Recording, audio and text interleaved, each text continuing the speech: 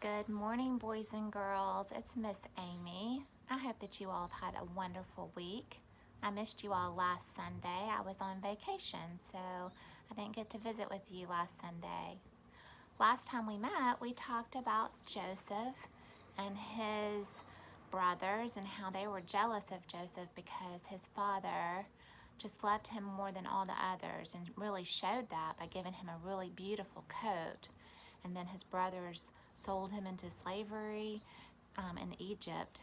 But God had a better plan, and he restored their relationship through Joseph's own experience with the Pharaoh in Egypt. And Joseph forgave his brothers. This week we're going to still be in the Old Testament, and we are going to be going on to another book of the Bible, the second book of the Bible, Exodus. And this story that we're going to hear today is one that you've probably heard about a baby. And so we're going to start there today. And today I'm going to be reading out of Tommy DePaula's book of Bible stories. Now, all of these stories do come from the Bible, but they're illustrated so you all can see pictures. And I always love the illustrations that Tommy DePaula does. So we're going to start there, and the title of this Bible story is Pharaoh's Daughter Finds Moses. So let's see the picture first. We see a tiny baby in a little reed basket, and you all might have heard of a Moses basket. Maybe your brothers or sisters were placed in a Moses basket.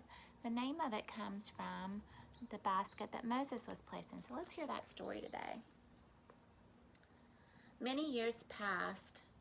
During a great famine, Abraham's descendants moved to Egypt to find food. Eventually, they became the slaves of Pharaoh, but God still remembered his chosen people, and he was planning a way to set them free. Now a man of the house of Levi married a Levite woman, and she became pregnant and gave birth to a son.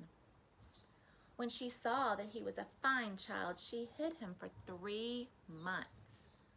But when she could hide him no longer, she got a papyrus basket for him and coated it with tar and pitch. And papyrus is a type of reed or a grass that grows by the river. Then she placed the child in it and put it among the reeds along the bank of the Nile River. His sister stood at a distance to see what would happen to him.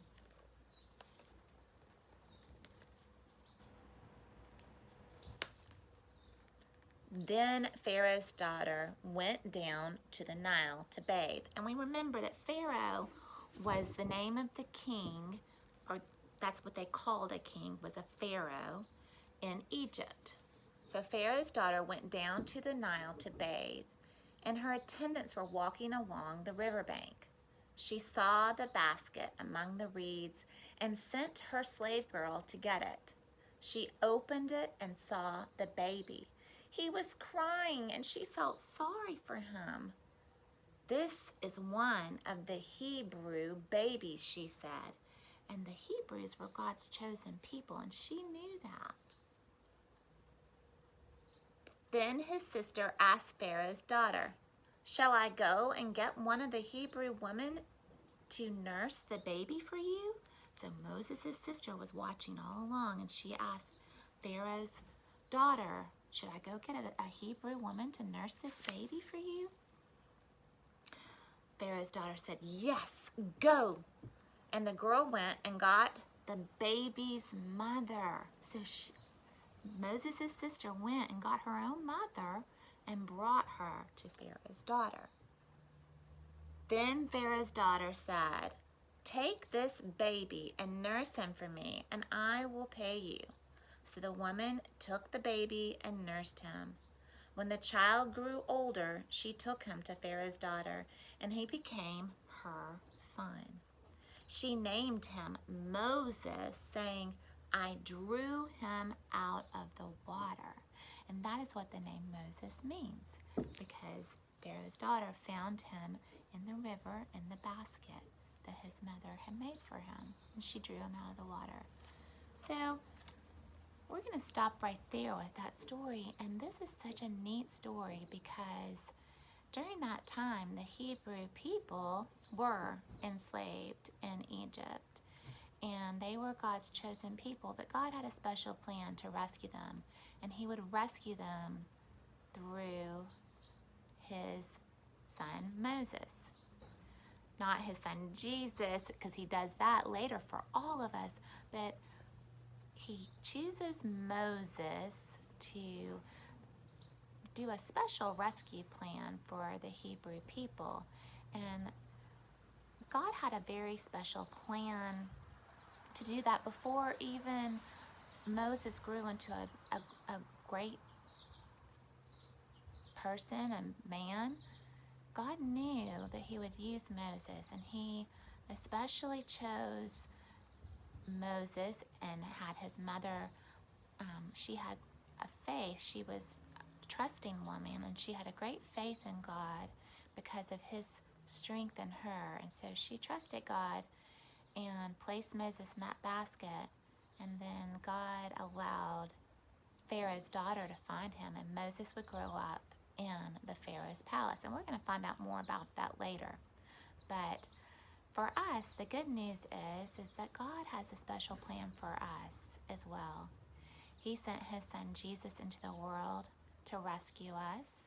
He came and showed us how to love one another, and he lived among us, and then he was crucified and died upon the cross and rose again so that we could live with God forever in heaven. And through Jesus, God inspires our thoughts through the power of the Holy Spirit, and it helps us along our path and helps us, strengthens us through his love of us so that we can trust in his plan for us. So just know that God always has a plan for your life, and that he's always leading you, he's always with you, and he's always inspiring your thoughts and your actions through the power of his Holy Spirit. I hope you all have a wonderful rest of your day, and I will see you next week. Bye.